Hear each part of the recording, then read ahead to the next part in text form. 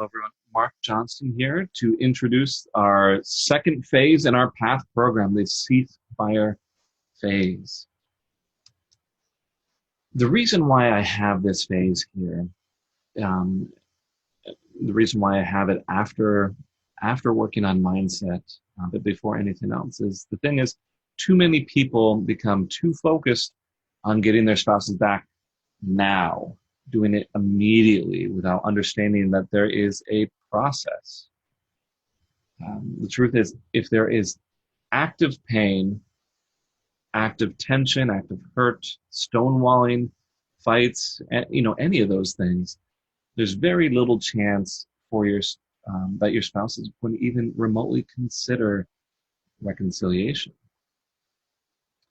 And I hope you can appreciate this. And I want to I want to explain something here. Many of these damaging states, this pain and tension and hurt and shutting down and all these fights and all these things, they just don't simply allow for deeper thought or consideration without a lot of effort, without a lot of introspection, without a lot of self-control. And your partner or your spouse just may not be there right at this moment. This is just human nature.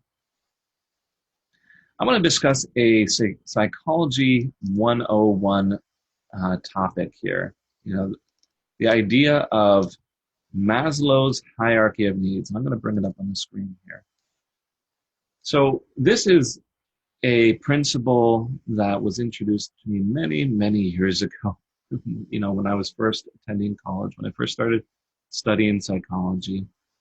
The idea here is, the person who came up with it was basically saying there is a certain order to our needs, in that people are very less likely to be looking for things like love and belonging or self-esteem issues to try to take care of those unless their more base needs are met.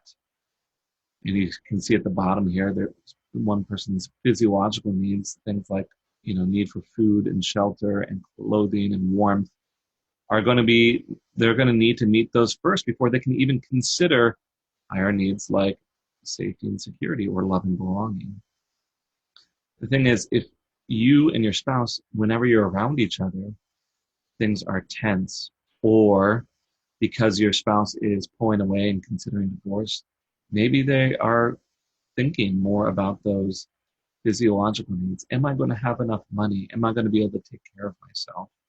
Yes, I know they may be the one pulling away, but the ceasefire phase is all about eliminating many of these damaging states so that you can actually get to the point where you are discussing love and belonging or self-esteem.